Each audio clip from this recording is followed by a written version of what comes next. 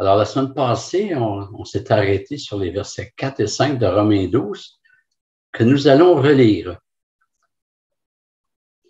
En effet, comme nous avons plusieurs membres dans un seul corps et que tous les membres n'ont pas la même fonction, ainsi, nous qui sommes plusieurs, nous formons un seul corps en Christ et nous sommes tous membres les uns des autres.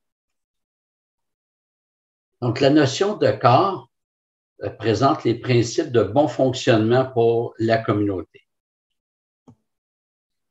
D'abord, ça fait ressortir le principe de diversité. Nous sommes différents les uns des autres et nous avons reçu des capacités différentes. Deuxième principe du corps, c'est la complémentarité. Être différent, c'est une chose, mais si on est complémentaire. Ce que j'ai reçu est utile pour la communauté et je n'ai pas du tout reçu pour moi-même, mais pour la communauté. Et ce que les autres ont reçu, je ne l'ai pas nécessairement. Donc, on se complète. C'est ensemble qu'on forme un tout, un corps. Il n'y a personne qui est un corps en lui-même. On est juste des membres. On a besoin d'être attaché au corps et c'est tellement plus qu'être membre officiellement d'une église. On a besoin de fonctionner de manière organique dans un corps. Donc, diversité, complémentarité et humilité. Ce que j'ai, je l'ai reçu. Il n'y a pas de place pour l'orgueil.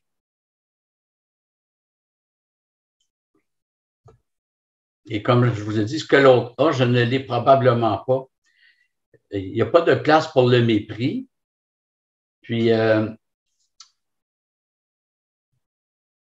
c'est ça. Donc, je dois voir l'autre comme nécessaire pour moi-même et je dois me voir comme nécessaire aux autres. Quatrième principe, c'est l'égalité.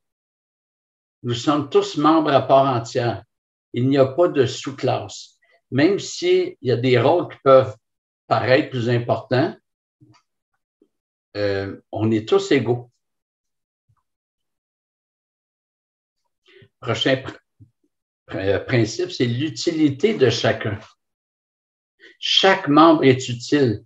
Chacun a reçu une mesure. Il n'y a aucun chrétien qui soit laissé pour compte. Il n'y a personne qui peut dire « Ah, moi, je ne suis pas utile au corps ». Il n'y a personne qui peut dire ça. Dès qu'on commence à prier pour l'Église, on devient utile au corps. C'est déjà une première fonction. S'accueillir, aller vers les nouveaux.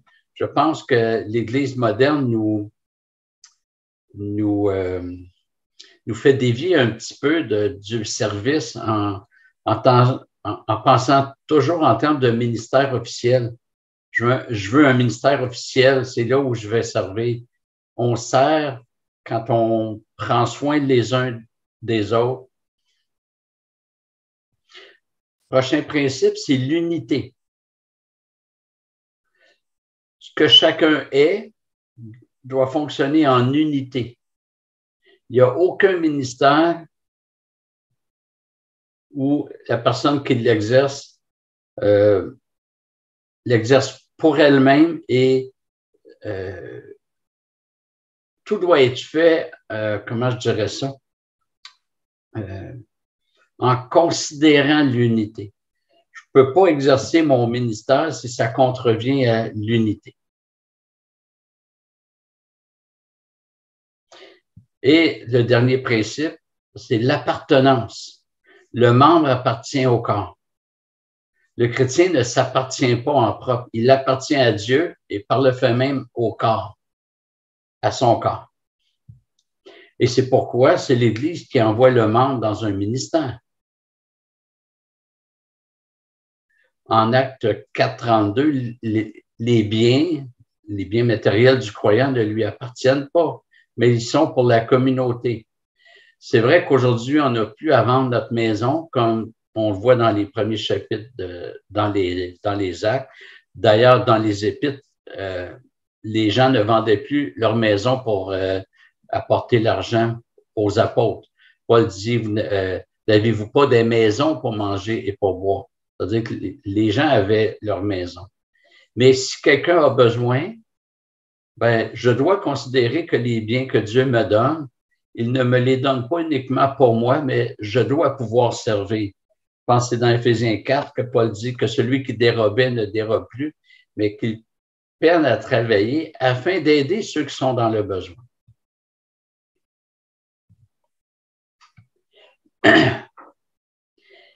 Quand on y pense, si les intérêts communautaires sont bafoués au profit des intérêts individuels, les intérêts individuels le seront aussi.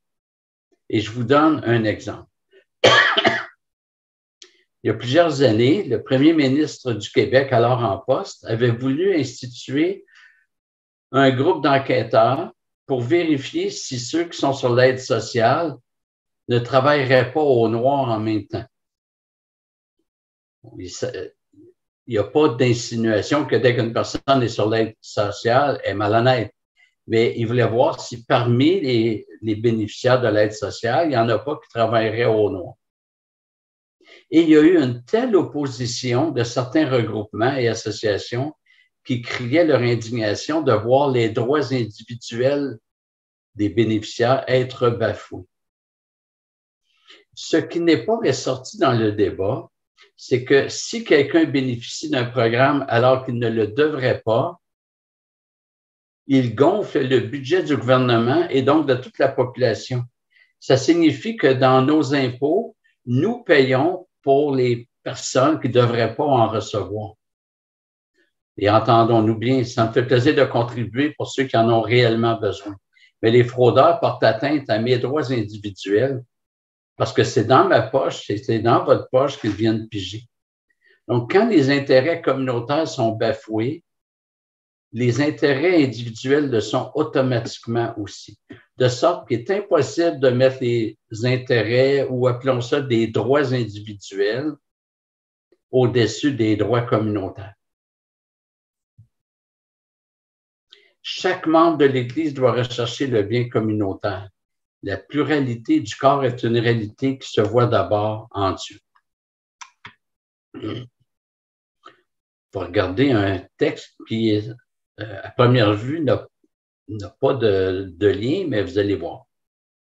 Dieu créa l'homme à son image, il le créa à l'image de Dieu, homme et femme, il les créa. On a déjà vu ce verset et j'avais fait ressortir que le mot Dieu en hébreu est pluriel, même si les verbes sont au singulier.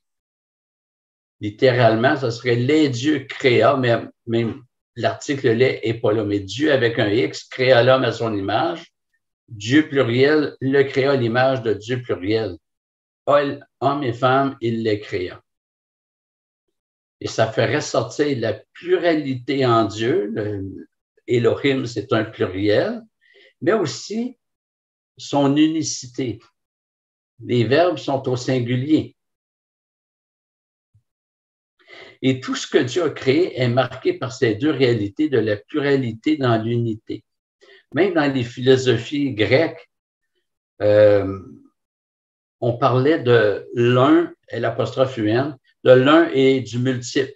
Les philosophes qui n'avaient pas la révélation voyaient qu'il y avait quelque chose d'unité, mais de multiple aussi. Il y a une création qui fonctionne de manière comme une grosse machine, comme un corps, mais en même temps, il y a une multiplicité d'éléments.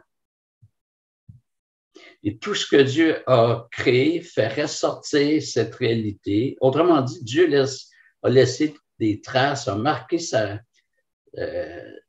le fait qu'il soit trinitaire, il a marqué ça dans la création. Et il le fait dans l'humanité, on le voit dans le verset. Dieu est pluriel, mais hommes et femmes, il les créa. Il a créé une pluralité dans l'humanité. Et donc, les principes communautaires qu'on a vus devraient se voir dans la société, dans la famille et dans l'Église. Ici, Paul a insisté sur l'adhésion individuelle à l'Évangile. Ce n'est pas pour favoriser l'individualisme. nous étions tous des brebis errantes, chacun de nous suivait sa propre voie. Donc, on marchait de manière individualiste. Puis Dieu nous sauve chacun individuellement, mais pour nous intégrer au troupeau. Maintenant, nous avons une bergerie.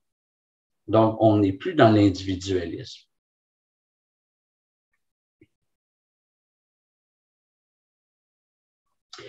Le verset 1 indiquait aux chrétiens l'offrande de sa personne à Dieu.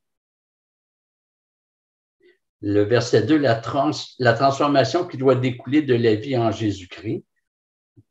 Soyez renouvelés dans votre intelligence. Et les versets suivants, le lieu privilégié pour développer cette vie, c'est l'Église locale. Ne cherchons pas à quel endroit nous pourrions bien servir Dieu, c'est dans notre Église locale. Combien de nouveaux chrétiens disaient « Ah, moi, je vais partir en mission. » Et l'intention était très bonne, mais ça commence dans l'Église locale. Puis s'il y a quelque chose à voir, bien, c'est en Église que ça sera vu, puis l'Église pourra envoyer éventuellement. Même Paul, à qui Jésus avait parlé, bien, quand est venu le temps de l'envoyer, il n'a pas parlé à Paul directement. Il a parlé à l'Église. Il dit, mettez-moi à part Paul et Barnabas pour l'heure à laquelle je les envoie. Romains 12, 6a dit, mais nous avons des dons différents selon la grâce qui nous a été accordée. Donc, Paul revient sur la diversité reliée à une source unique. La différence est dans les dons, mais non dans leur source. Il y a une seule source de dons, mais il y a plusieurs dons. Et cette source est généreuse, elle est caractérisée par la grâce. Encore une fois, c'est toujours par grâce qu'on a des capacités pour servir. Et on va regarder les quelques éléments que Paul mentionne, les quelques dons. En fait, il y a 3 listes de dons dans le Nouveau Testament. Il y a Romains 12, il y a Romains 12 où on est, il y a 1 Corinthiens 12 aussi, il y a Éphésiens 4, 11.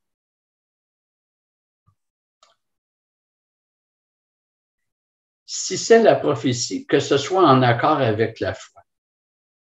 Donc, la prophétie. Le mot prophète signifie parler de la part d'eux.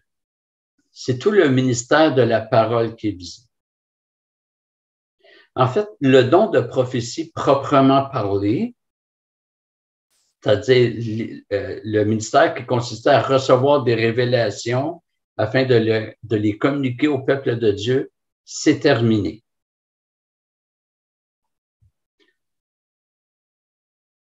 Mais il y a un lien avec l'enseignement, parce qu'il y a des enseignants qui sont appelés encore aujourd'hui. D'ailleurs, les faux prophètes enseignaient, ils enseignaient des faussetés. Dans l'Ancien Testament, les prophètes rappelaient d'abord la loi. En fait, les prophètes n'amenaient pas grand-chose de nouveau. Surtout, ils rappelaient ce qui avait déjà été mentionné par Moïse, en particulier la loi. Donc, ils rappelaient la loi, les injonctions. Ils affirmaient aussi la nécessité de revenir à Dieu, mais c'était déjà dans la loi. Ils annonçaient la venue du Messie, c'était déjà dans la loi. Ils annonçaient certains événements futurs. La substance était déjà dans la loi, en particulier Deutéronome 28,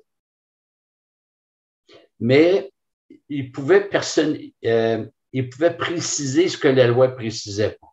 Par exemple, la loi disait que si le peuple désobéissait, ben Dieu les assujettirait à des nations ennemies, sans préciser.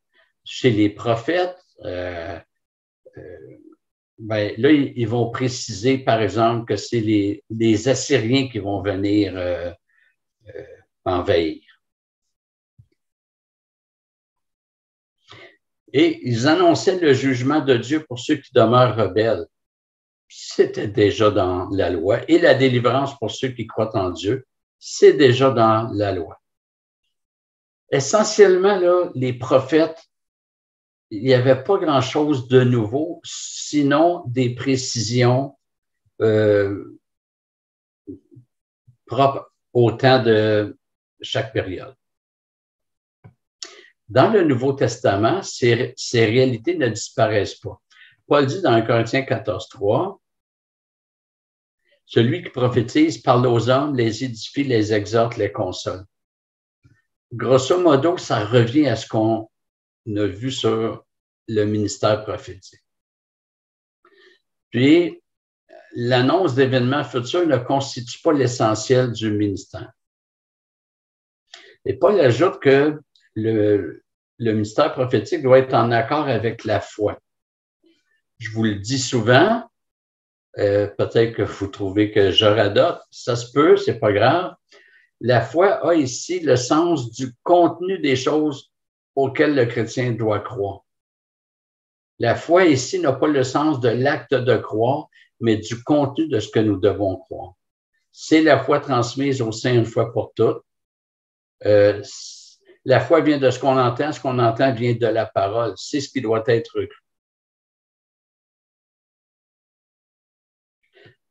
Je pense que nous avons là la principale balise de la prophétie.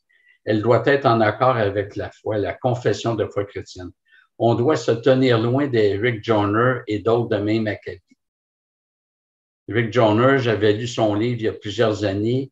Il dit que Dieu l'a transporté jusqu'au ciel, puis qu'il a parlé avec la femme de l'apôtre Paul, puis finalement, on a un mauvais portrait de qui est Paul, parce que sa femme a révélé certaines choses.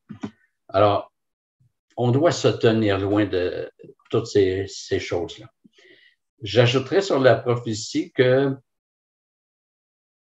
ma pensée, c'est que le ministère d'enseignement, c'est le prolongement. Aujourd'hui, je ne crois pas qu'il y ait de nouvelles révélations, mais ceux qui enseignent, ceux qui ont le ministère d'enseigner, doivent en fait exposer l'enseignement des apôtres. Alors, j'en ai déjà parlé dans une prédication sur Acte 2, 42. Alors, si on veut, on est les porte-voix des prophètes. On est les prophètes des prophètes. Mais ce n'est pas des nouvelles révélations. Verset 7a. Si c'est le diaconat, que ce soit dans un esprit de service. Dans le Nouveau Testament, le mot diacre ou le verbe servir, deux mots de même famille, ça revient à peu près à 16 reprises, mais ça ne désigne pas toujours l'office diaconal tel qu'on le connaît. Alors, ici, on n'est pas certain du sens que ça a. Peut-être qu'il faut favoriser le sens de l'office diaconal parce qu'il est mentionné immédiatement après le ministère prophétique. Quoi qu'il en soit, le mot signifie service. Diacre signifie serviteur.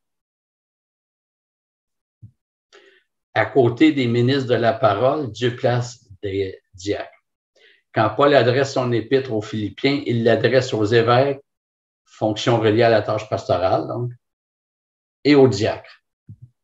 Ce sont les deux offices qui structurent l'Église. Il n'y a pas d'autre office. C'est les deux c'est les deux ministères officiels. Il peut y avoir d'autres ministères, mais la structure d'Église, si on veut les murs de soutien, c'est les pasteurs et les diacres.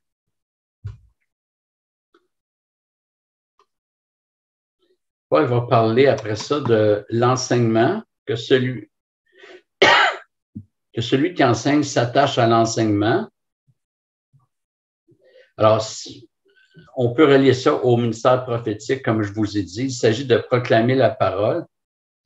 Comme je vous ai dit, dans ma pensée, c'est l'extension du ministère prophétique. Autrement dit, les révélations des prophètes continuent de retentir par l'enseignement des pasteurs.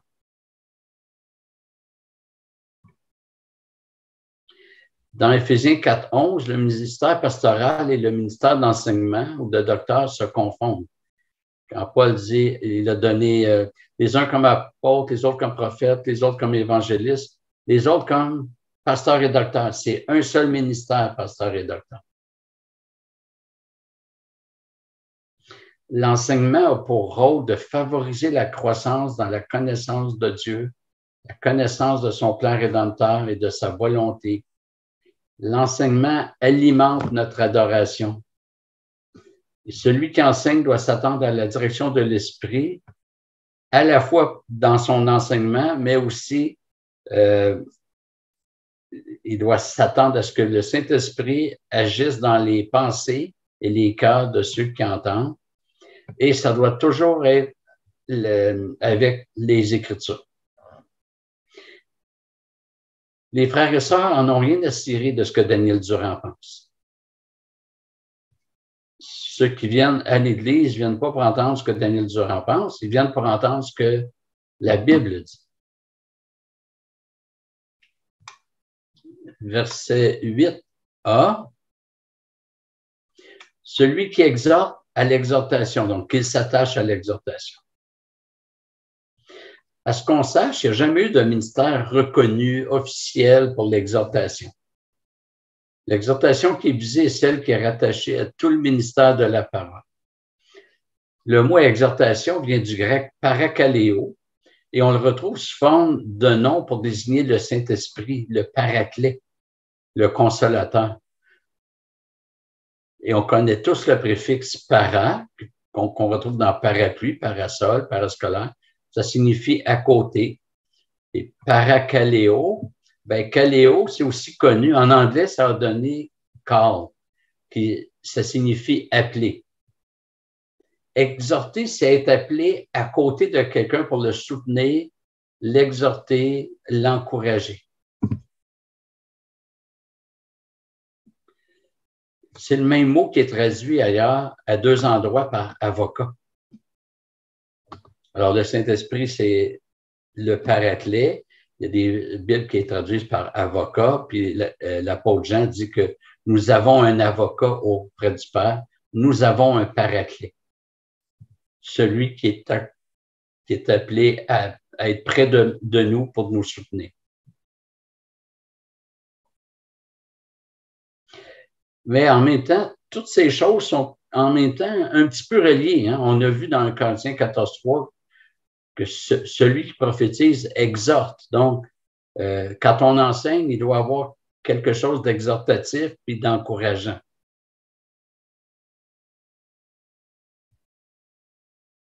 Les trois prochains éléments de l'énumération se rattachent à des services dans l'Église. Que celui qui donne le fasse avec simplicité. Le verbe donner a dans le texte original le sens de transfert de biens personnels. Il s'agit donc de quelqu'un qui donne de ses biens à d'autres qui en ont besoin ou encore à la communauté comme offrande volontaire. J'ai déjà entendu un frère me dire, moi, je ne donne pas financièrement, mais je donne de mon temps. C'est correct de donner de son temps, mais le Seigneur demande qu'on donne des biens personnels aussi. Et Paul dit que ce geste ou cette attitude doit être faite avec simplicité, selon certaines traductions. Le mot révèle les notions de générosité, de sans calcul, de sans réticence, sans motif secondaire.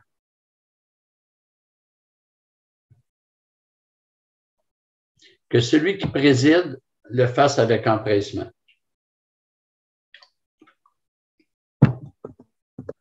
Dans nos églises, on réserve souvent le rôle de présider à celui qui est en charge du déroulement du culte du dimanche. Il préside le culte. Parfois, dans des réunions d'affaires, dans les églises qui ont des réunions d'affaires. Mais c'est très peu probable que ce soit le sens du mot ici. c'est difficile de définir la tâche de présidence. Le terme couvre les sens de chef, de directeur, avec l'autorité qui lui est rattachée, tout comme celui qui prend soin et qui protège. On pourrait traduire celui qui administre le fasse avec empressement.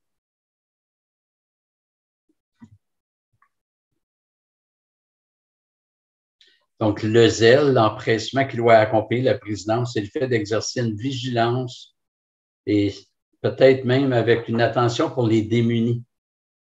Quand on parle d'administrer, de protéger. Et on est peut-être proche ici du sens d'acte 6 où il y avait des veuves dont il fallait prendre soin. Et ils ont nommé des diacres pour veiller à la distribution, donc pour gérer, pour administrer les ressources, pour que les veuves soient bien servies. Le dernier élément, celui qui exerce la miséricorde, qu'il le fasse avec joie. Dans les Écritures, celui qui exerce la miséricorde, c'est d'abord Dieu. C'est un peu comme pour la libéralité. Il est possible que certains chrétiens aient une compassion particulière pour ceux qui souffrent. On est tous appelés miséricordieux, mais il semble qu'il y en a qui l'ont plus, qui ont une grâce spéciale. J'ai déjà vu des chrétiens traverser une période de découragement. À un moment donné, tout le monde est un peu tanné et se distancie de ce frère découragé. Mais il y en a un qui ressent une compassion particulière pour l'accompagner et l'encourager. La seule consigne, c'est de le faire avec joie. Alors, si vous remarquez, pour chaque élément de service que Paul mentionne, il y a toujours une disposition qui est requise. Un autre point, c'est qu'on ne pense pas que cette liste soit exhaustive. La piste sur laquelle Paul nous place, c'est que peu importe ce à quoi Dieu m'appelle, je dois le faire avec tout le sérieux qui convient et avec les meilleures dispositions possibles, en me rappelant les principes qu'on a vus sur le corps, la complémentarité, l'unité, etc. Donc, un ministère exige une disposition. C'est triste de voir un chrétien prendre un ministère pour ensuite le négliger parce que ça ne tente plus. Il faut qu'il y ait une disposition.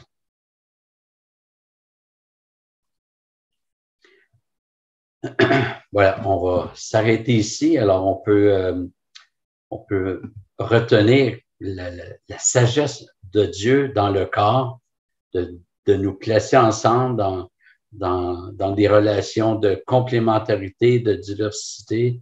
Alors, on peut se réjouir pour ce que Dieu donne au corps en chacun de ses membres. Voilà, que le Seigneur vous bénisse. Merci de votre attention.